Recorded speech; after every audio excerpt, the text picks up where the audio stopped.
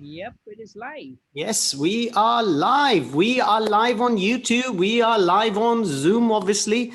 And let us begin today's amazing show.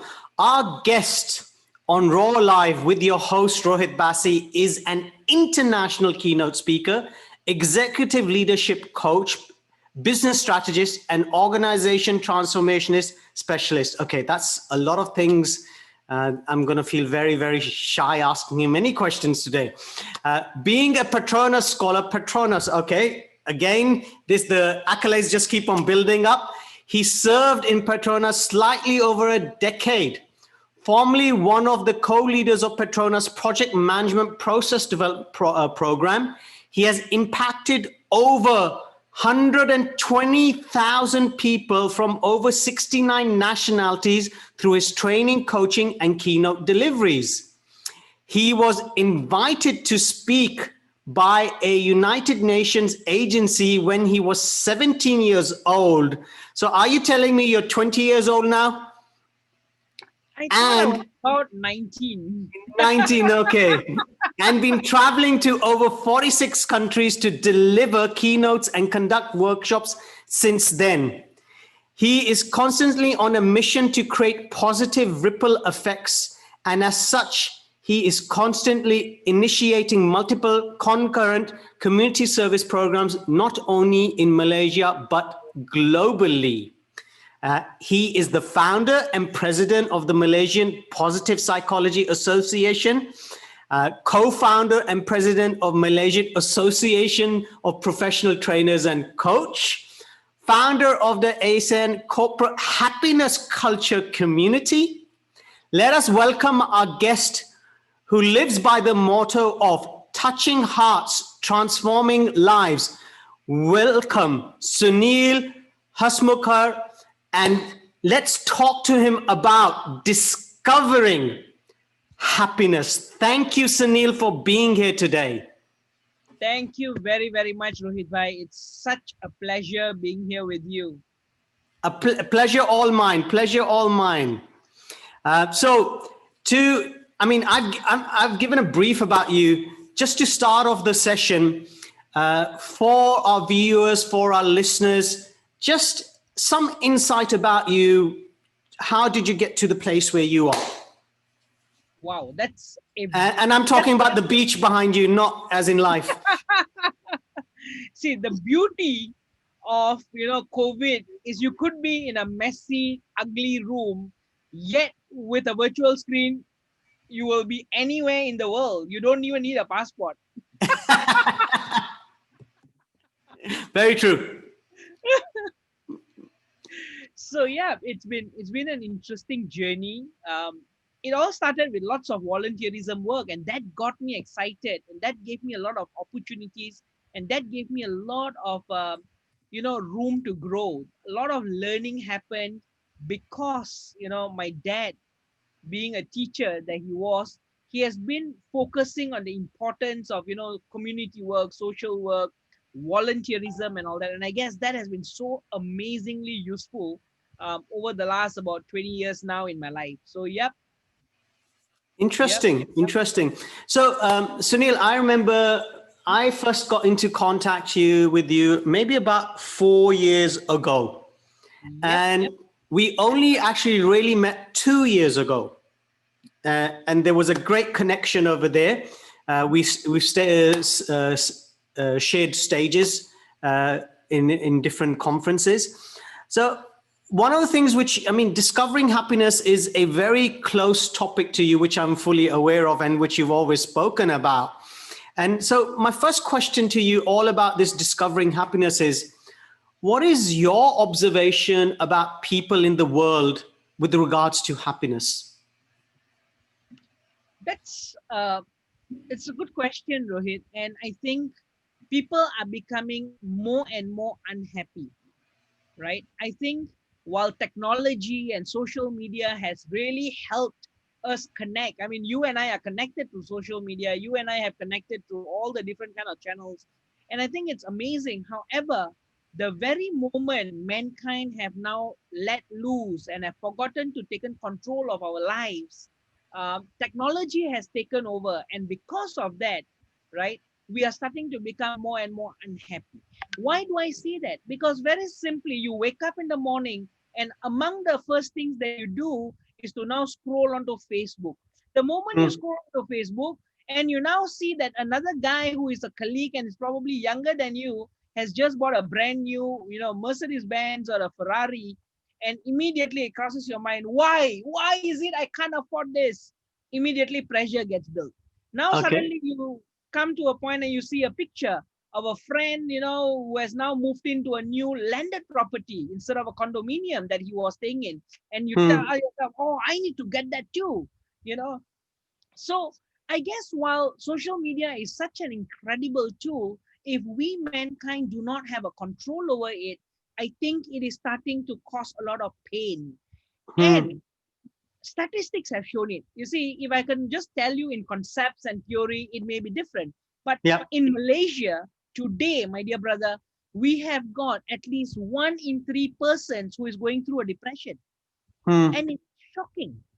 3 people, out of 3 people, one person is going through a depression, right? Can you imagine how much of, pain and stress and all that that's sort of, illuminating among mankind?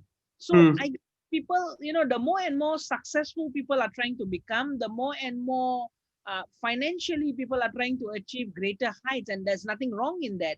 I think mm, we are starting to lose the essence of our life, the purpose of our life, and at the end of the day, we are starting to become more and more sad and depressed. I just saw Rohit Bhai on, on my one of my condominium WhatsApp groups, right? This guy who lost his job just 2 days ago actually jumped off, and a few people who are, eating in a restaurant below actually video recorded that. The entire experience of seeing somebody jumping down is available now on my phone. Not only that, another young, vibrant leader, okay, of various NGOs lost his job as a pilot and actually, committed suicide. So there's just so much going on in the world right now. And COVID, while it has been a blessings to many, it has also caused a lot of pain and agony to many people. And I'm sure you would agree, globally, it has really hit the economy. More and more people are being retrenched, and more, people are going through stress and pressure. So I think there cannot be a greater time for us to sincerely talk about and find ways to drive happiness among mm, people that we are all connected with as part of community in this mm. world. Yeah. Okay. So my next question is, you talk about people going into this state of depression, and you say the more people are moving towards success, the more you're seeing the so-called this depression and also going to that suicide for some other reasons as well.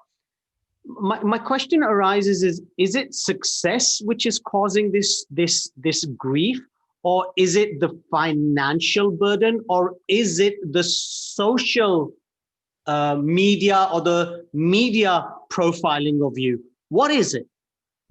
So there are a lot of factors that drives people to be unhappy, right? And I've also learned, right, through the hardship over the last 6 months myself, right, that at the end of the day, what you really need in life, right, is the basic needs. And if you go back to the fundamentals of what we really need in life: shelter over our head, food to be consumed and to, nourish our body, right, clothes to protect ourselves. And if you go back to the fundamentals, I think you may start to discover that, hey, life is a lot more relaxed. Mm, But because we are chasing and yearning after more and more financial freedom, and we think that the day we have got 5 million and 10 million and 20 million, we are going to be happier, I think that is the mistake that we are doing in life. We need mm, to learn to live life on a day-to-day basis, in the sense that have gratitude, the fact that we are alive for that day, mm, give as much as we can and help as many people as we can. And in that way, you will discover that you tend to be more appreciative, you tend to mm, be happier, and all the other factors, external factors that could trigger us to be unhappy, are eliminated, mm. right? So there Okay. is reasons, like, for example, financial difficulties that lead to problems. Again, when you talk about financial, are you talking about the basic needs in life, or are we talking about the wants in life? Is Okay, there a interesting. need? Is there a need for an expensive meal, or is there a need for you to have a simple, healthy meal? Is there a need for a huge big bungalow with swimming pool and 5 bedrooms and 4 different bathrooms and 2 different dining halls and 2 different living rooms? Or is it enough to ensure that you have a comfortable home to come back to? Hmm. Right? So I think our greed and our wants have surpassed so much, and we have now started to get into a lot of stress because we are non-stop looking at our wants and wants Hmm. and wants and forgotten about our needs. I Hmm. think this COVID era, Rohit Bhai, I'm sure you will agree, it has really given us a lot of opportunity to reflect upon life and steadily ask ourselves. During the lockdown, the multi-millionaires could not go and do their fine dining. Yes or no? Hmm. Right? I mean, we could not spend the luxurious amount of things that we have because we were locked down. Hmm. We had friends with big luxury cars in Malaysia. At one point, we were not even allowed to go around more than 10-kilometer radius from our own residences. Hmm. So it really makes you think, that, hey, are we allowing all these external factors to be the source of our happiness? Or are we going to be looking at discovering inner happiness? And So, that's the point. so this is interesting. You say now, if you look at the way the education system is structured, and this is across the globe, and if you look at how parents also bring up the kids, Mhm. uh, we always tend to have this focus, and this is what I've noticed, unless I've been noticing the wrong thing, or I'm in a dreamland. The focus is get great marks, get into a great school so that you can do a great job and you can earn money and you can be happy. And that seems to be the focus rather than the focus of being, are you happy from the inside out? So it's already rotting the system for God knows how many centuries, unless I'm blind and I'm seeing a completely wrong thing.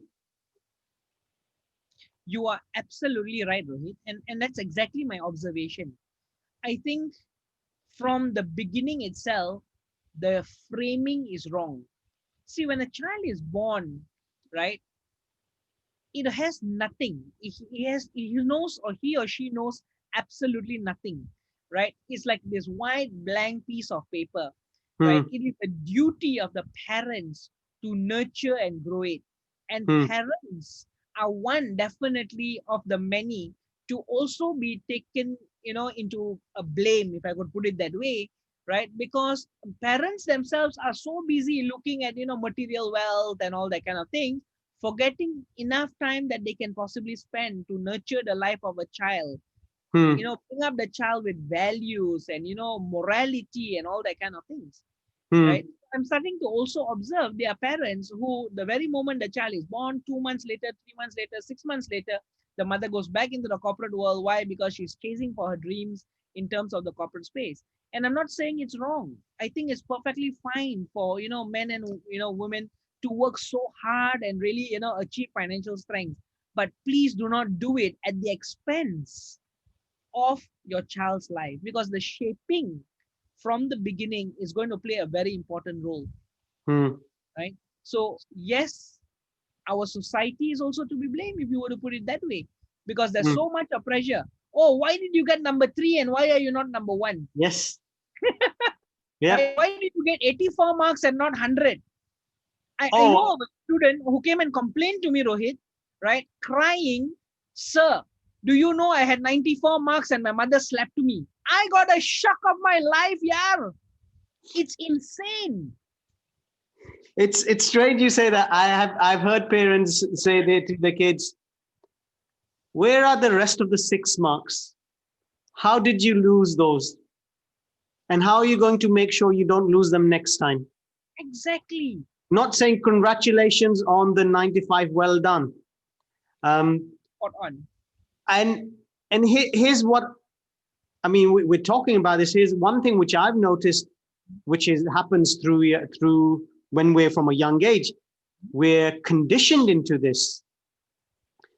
We always celebrate our successes, but we never seem to celebrate our failures, or what I would call them as our learning points. Why?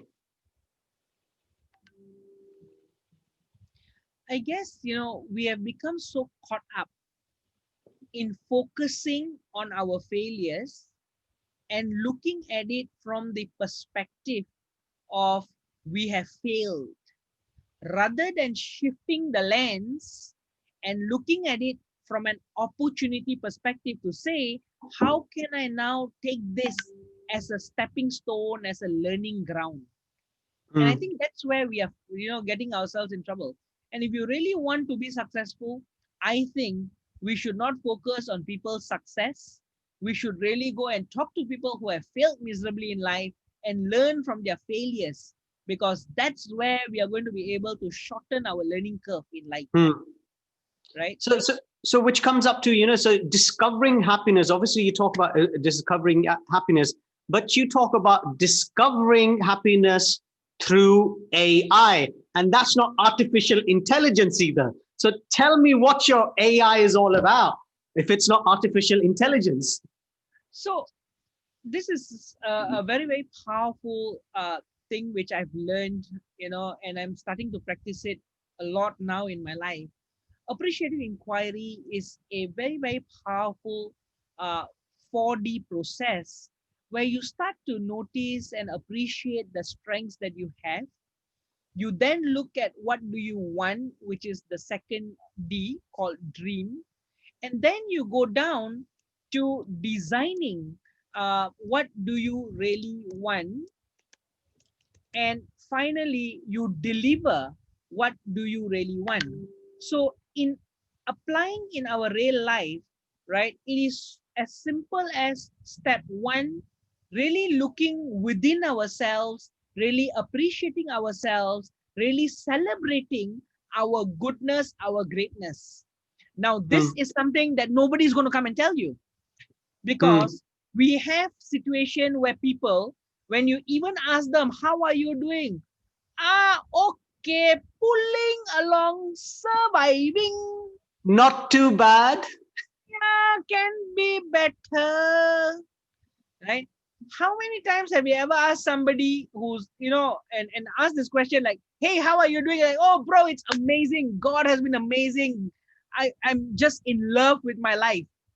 I can't remember. Okay. I've traveled literally the world and I've never come across not a single person who have used the word, I am amazing. I am so grateful to everything. No, it's always about what's not working, right? So appreciative inquiry helps us really reflect on what's already working. See, we have a choice in life. We can always look at everything from a deficit lens and look at everything from difficulties, challenges, trouble, and pain, or we can look at everything from an appreciative lens.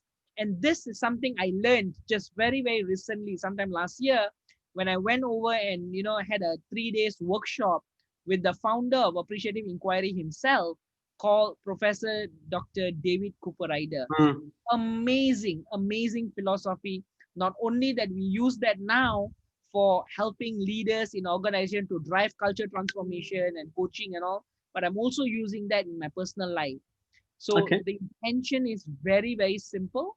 You start focusing, number one, on what is already working well. You focus So on this is the discovery point. Discovery point, correct. Okay. And then you go down to focusing on the next point, which is to actually dream. And dream, the state where you start really reflecting on what do you really want. And you are operating, right, from your positive core. You're not looking at it from a negative lens and difficulty lens and challenging and deficit lens. You're looking everything from the lens of appreciation, from the lens of appreciative, right? And then you move on, right? So the first D is discover. What do you discover? You discover strengths, you discover goodness, greatness, what you celebrate about yourself. And then Hmm. you go on to dream and dream about what you really want. And Hmm. then you start using your strengths to now design your action plan, your vision, and you move towards the vision and the dream that you have. And Hmm. finally, you actually get to your destiny and you re-evaluate where you are at that point and you continuously keep moving forward. So I Hmm. think this 4D, discovery, dream, design, and destiny has really, really been very, very powerful in helping me really reshape my personal mind, the mind of my family, the people that I work with, and especially now with a lot of organizations who are going through a lot of difficulties, we are using the appreciative inquiry model to help them go through culture change, organizational transformation in these challenging times. Okay. So let's get a bit more practical into it, on how this works. Mhm. So as we were discovering before that, and it's not just a discovery, it's a reality that many people seem unhappy or unsatisfied, whatever we want to name it. Um, and many people in this current scenario we have lost their jobs. And Okay. obviously, if they've lost their jobs, uh, many of them, there's no income coming through. Very likely savings have depleted as well. Mhm. And the stress levels are woo, Above the you know, sky. Yep. above the sky. Now you go up to that person and say, "Hi, my name is Sunil, and I'm going to talk to you about the 4Ds, and that will change your life." Mm. He's Mm. probably going to say, "Whoa, have you got a job for me? What can I do?"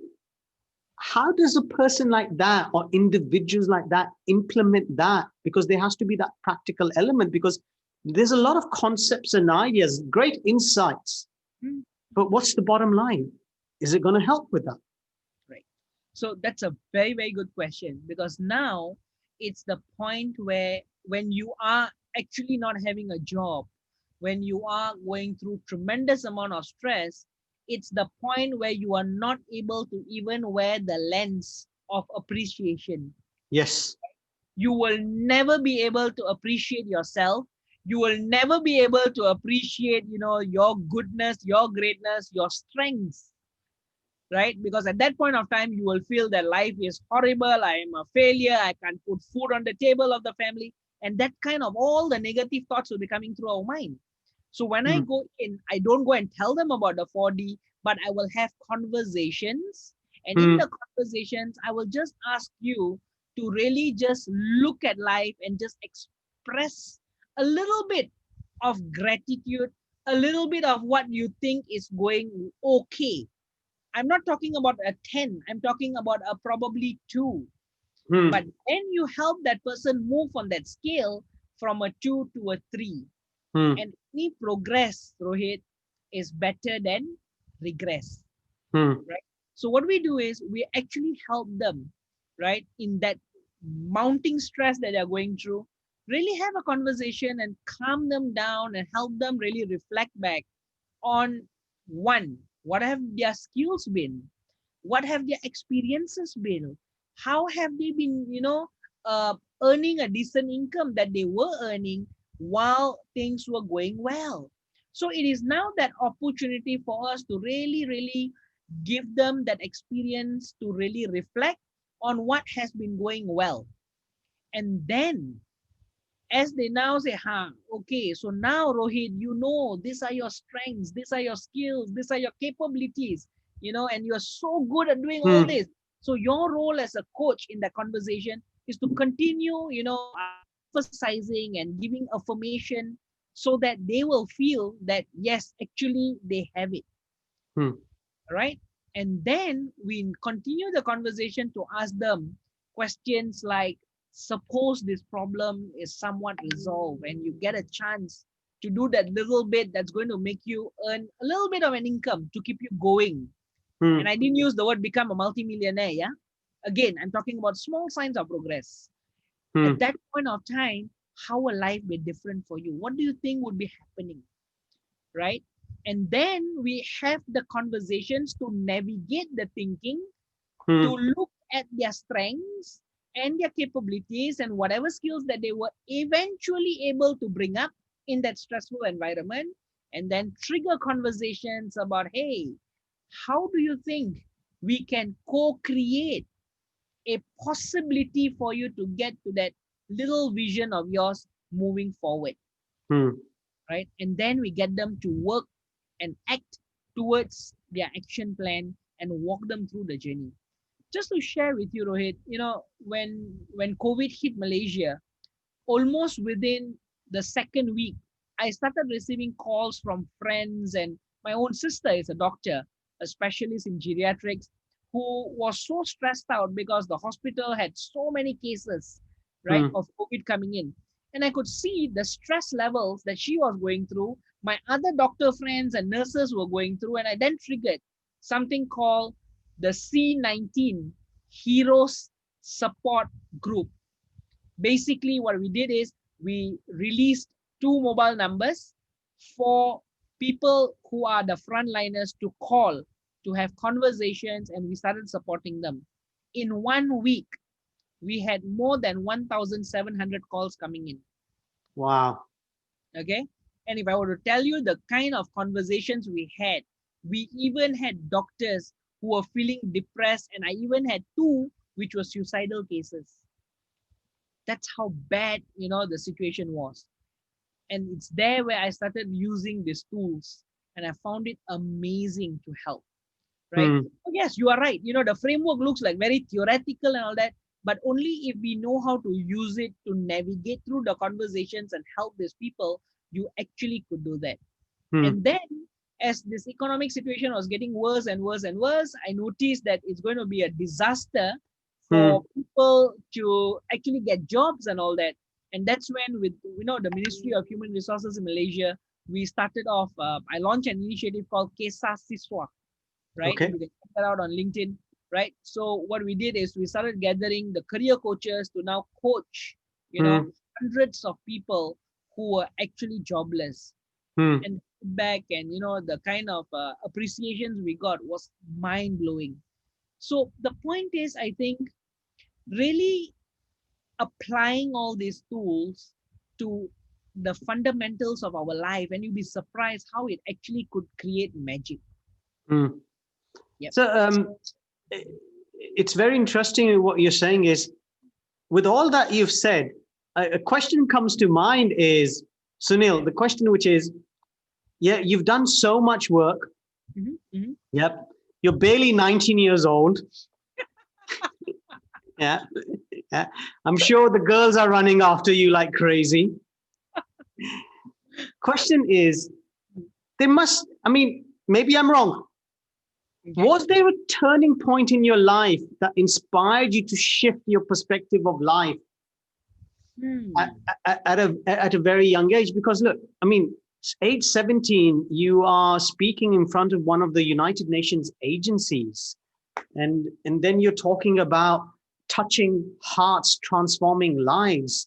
And now during this situation, you're using this appreciative inquiry formula, or this concept, not AI, but AI is an appreciative inquiry, Yep. to help people discover their own happiness, not just discover it, but actually find ways, small ways, not massive, humongous ways, but just those small steps to implement that. So where was your turning point that you decided to go into all of this? I guess the turning point was when I was 30 years old. I was this crazy, hungry, mad, whatever you want to say, for wealth and material, well-being and all that kind of things. Mm. Because I was working in a Fortune 100 company. I was, I was doing pretty well. Bonuses were pretty comfortable. I had this big, huge dream of, X amount of properties by the age of 30, and how much of savings I wanted. And I had all these idealistic material targets, and I was progressing well towards it, Let me right? just stop you at that. And again, if you notice, these materialistic targets is something which we are taught through our education and our caretakers. Exactly. Exactly. Right. So that was exactly me. I studied till Form 5, right? Got my scholarship from Petronas, did well in the university, got a fantastic job, and I'm so blessed with that working experience for a decade with Petronas. And finally, it's during the working environment, right? I had this, very interesting experience, Rohit.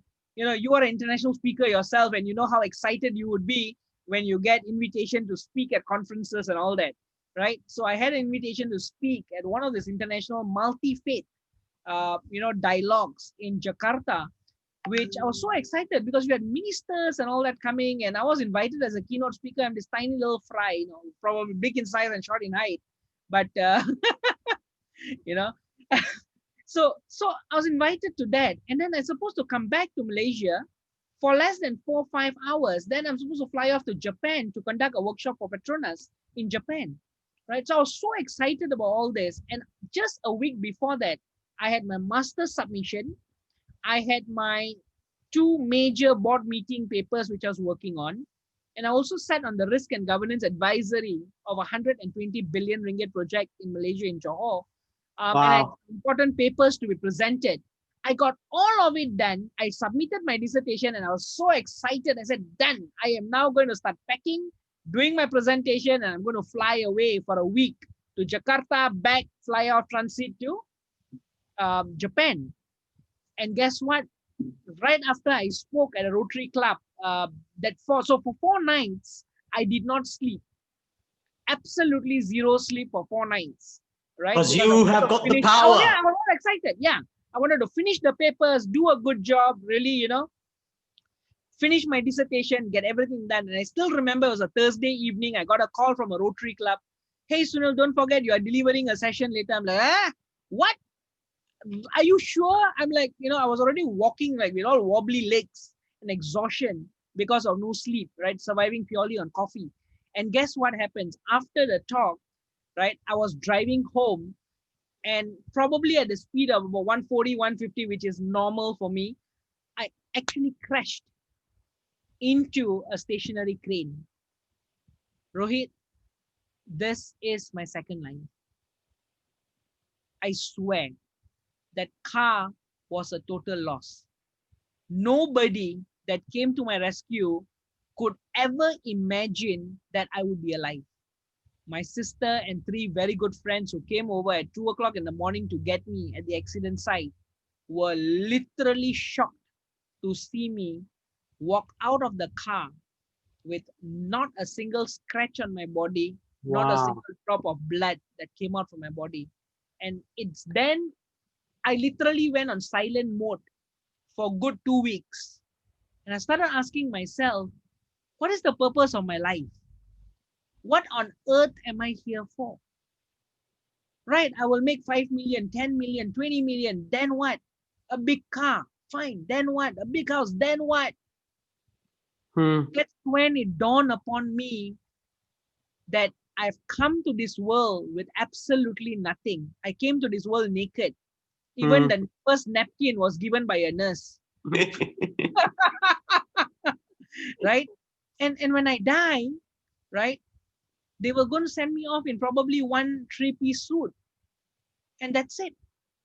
I'll take Hmm. absolutely nothing with me. So what on earth is the purpose of my life? Hmm.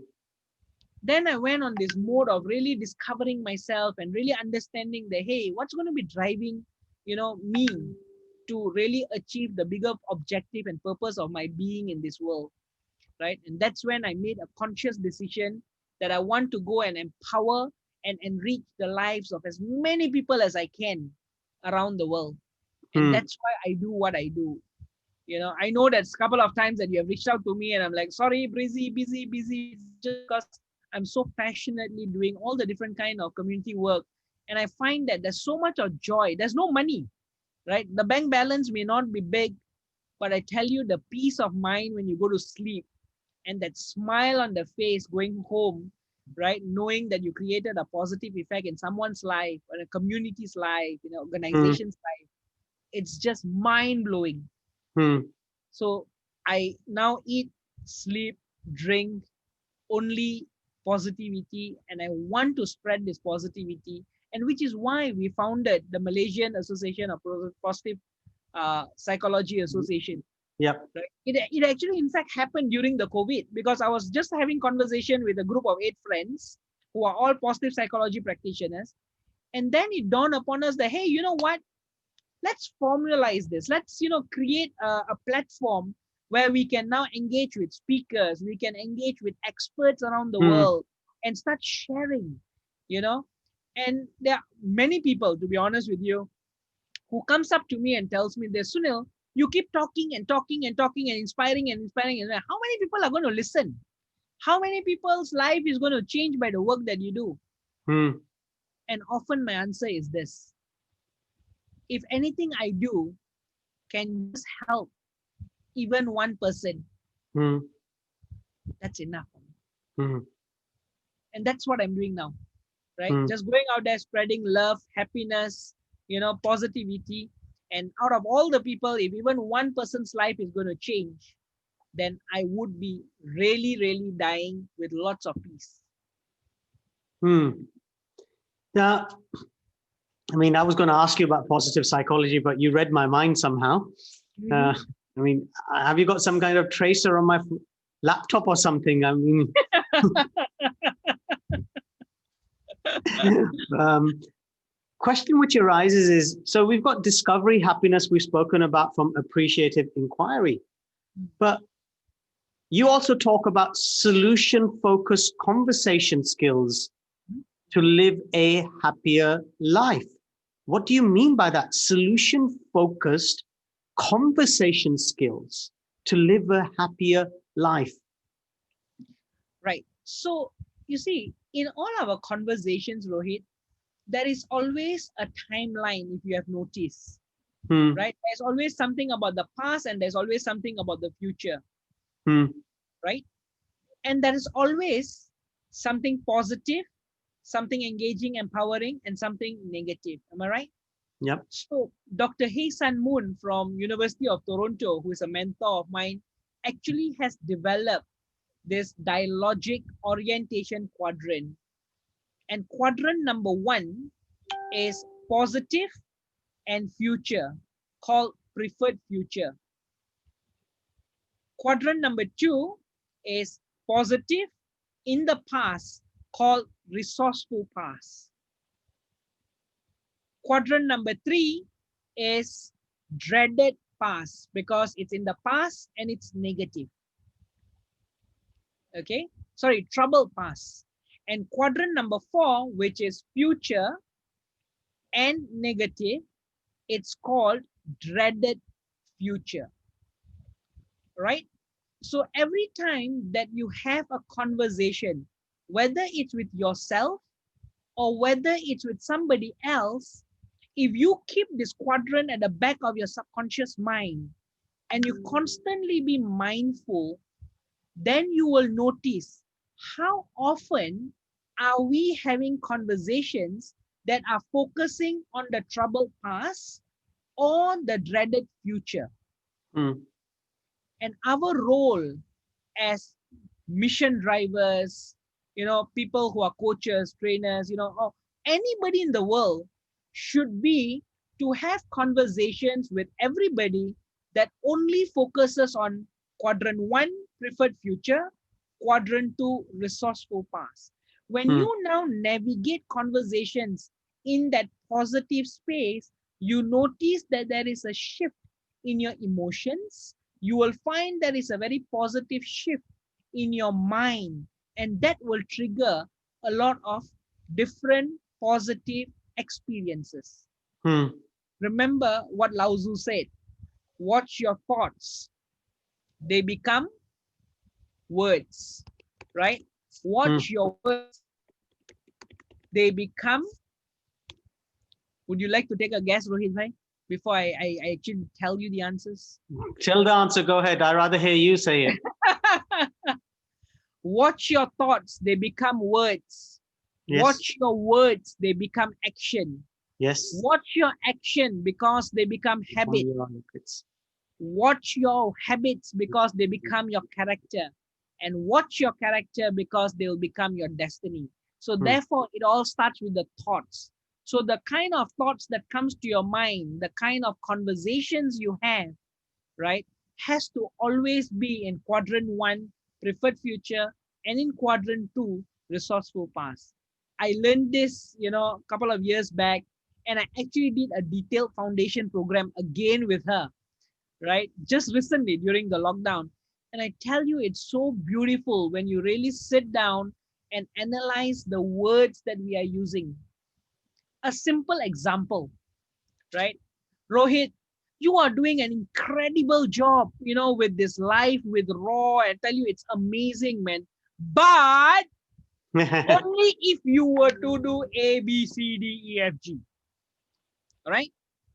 Versus Rohit, you are doing a fantastic job with this, program that you're doing. It has been life changing for many, I'm sure. It has really helped a lot of people. And I would like to suggest A, B, C, D, E. Which one do you feel better? Obviously, the second one. Exactly. Right. So it is just one word, but And, versus and. yeah. But that itself it will create a very different kind of emotions and feelings when we are having a dialogue. So solution focused conversation skills, Rohit, is one powerful tool which can really become life changing, and we can really help a lot of other people, especially if we are, family leaders, if we are community leaders, if we are organization leaders, really applying this and keeping that framework at the back of our mind and ensuring that every dialogue, every conversation is playing in that positive space. You got it. Hmm. Imagine you have a staff who is going through, some personal difficulties, who doesn't tell you, right? And you as the manager go have a conversation and start poking into the root cause and try to focus on what's not working well, Yep. versus having a dialogue and a conversation that helps that person feel better, Hmm.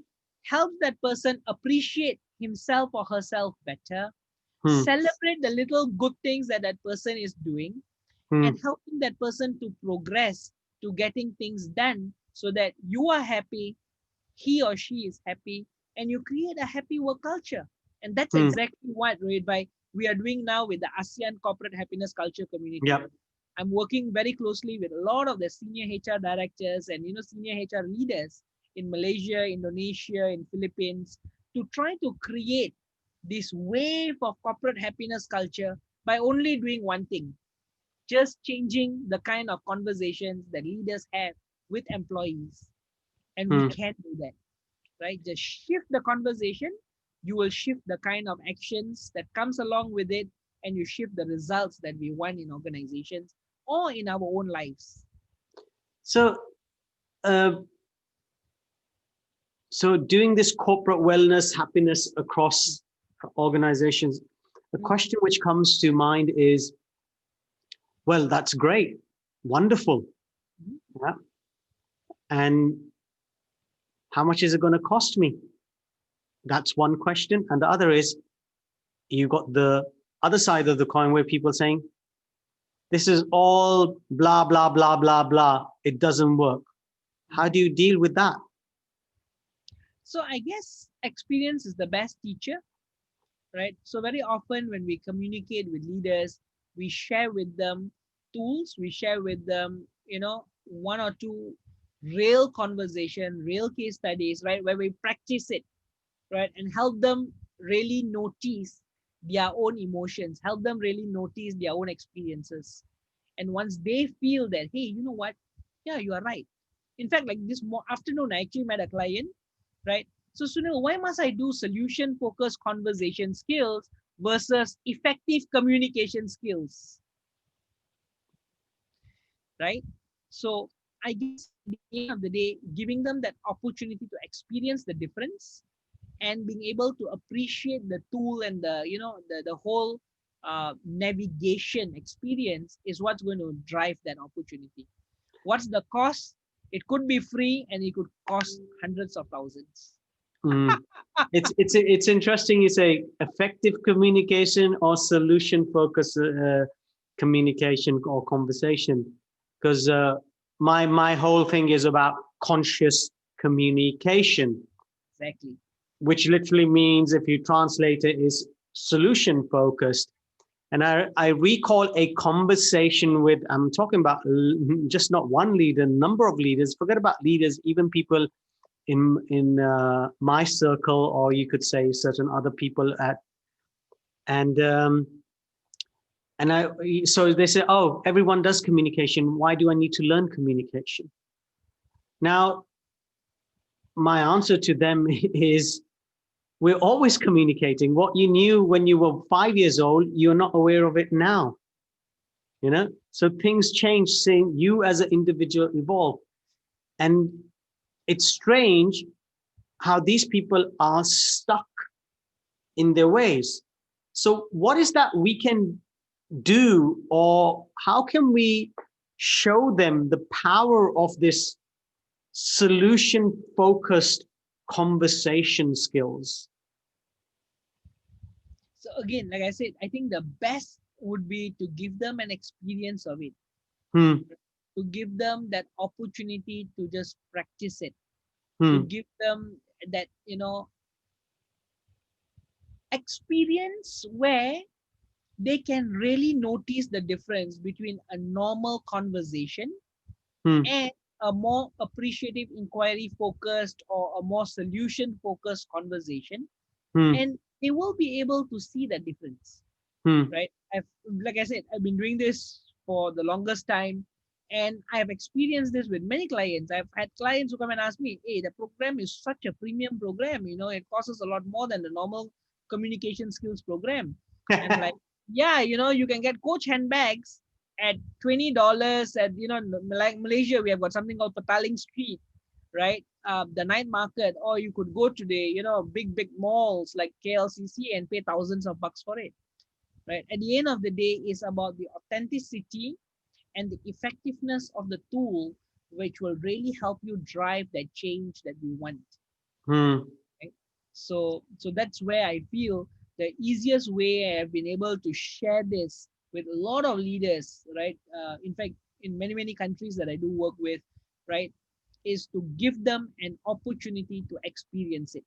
Hmm. And that's when they will notice, and they will come back and say like, hey, you know what, I think that was useful.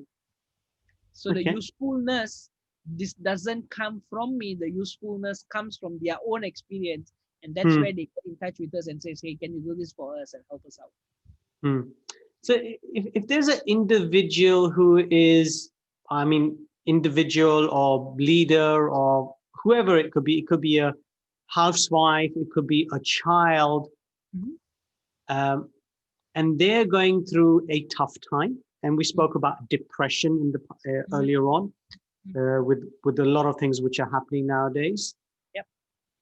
How possibly could they implement having that solution focused conversation with themselves? Because when we are in that tough time, Mm. Mm. we tend to be not in these quadrants. We go to the the Quadrant. dread, the trouble quadrants, and you know you don't want to be there, but you're still there. So what is a, and you said in appreciative inquiry, take that small step. What can they do that talk small steps so they realize, they're shifting to the great quadrants? Okay, so that's a good question. Yeah. So like, Hold on a minute, Sunil. All my other questions were not good. they were good, but this is really great. And while you were doing that, you're going like this. No.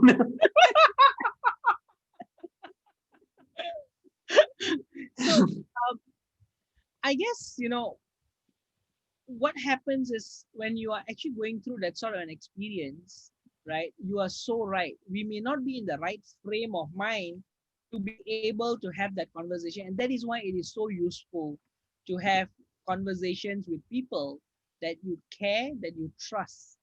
And Hmm. that person whom you care and trust should be able to now help you move from quadrant 3, the trouble pass, to Hmm. future quadrant 1. But the whole issue is this in the world I've seen, yeah. People who are having problem will talk to another person who is having similar problem, and both of them will now, you are having the problem, I'm having the problem too. And both will start crying together. And we feel good because I am not alone. Right? And why do you think, the proverb, birds of the same feather flock together has come about? Right? And it's actually true, yeah. When our emotions are down, right? The energy within, we call it the spiritual energy within us, it tends to drop, and you attract that kind of people around you, right? And that's where the conversations are like, you are having the problem, I'm having the problem, wow, we are in the same shoe. And then the victim stories will start coming out, and they'll start sorry for themselves. And oh, I tell you, it will go down the drain just like that. Okay. So one, it is very, very important to know who you go to and have conversations with. Two, look out for people who are there to support you, who will help you shift your perspective, not fall into the quadrant where you are in and make you feel good, right? And three, why I'm very confident about this, approach of solution focus is because solution focus started with solution focus brief therapy. Okay. So brief therapy was the therapy being used, right, to help people overcome their depression and emotional difficulties that was there, right? And the world experts, the founders of Solution Focus, actually managed to now move and use the same approach and the fundamental principles of Solution Focus brief therapy to coaching, to conversation, to leadership. That is why it is very, very deep rooted. And when you actually master it, you will find that you are able to help people go through a change, a shift a lot faster than any other processes. Yep. So we are coming to the close of the interview. What are some parting guidance, recommendations, or tips you could share? Let's say three tips you could share with the audience who's listening to this, so they can implement this AI appreciative inquiry, not artificial intelligence. And we're talking about solution-focused conversation skills. What are those three things which someone could do practically on a day-to-day basis? I guess number one is to really start waking up every morning and just writing down on a journal, on a book, avoid your mobile phone if you can, because writing will really help. Just 5 things that you are most appreciative about in your life. Every morning, do this gratitude journal for 21 days and see how your life changes, right? Because every morning you're waking up and you are reframing your mind to look at what is going well and not the otherwise. Number 2 is to reflect and start thinking about the possibilities, about leveraging on your existing strengths to move you to where you want to go to. Number 3, always come back home every night, spend 5 minutes, just 5 minutes before you go to bed, right? Not on your mobile phone, but just ask yourself, what is something that went well? And number 2, what is that one thing that I want to do differently tomorrow? For starting your day, framing it, right, positive, you are over the whole day, you're focusing on your strengths, your, what's been going well and what's been good and all that stuff to navigate your day.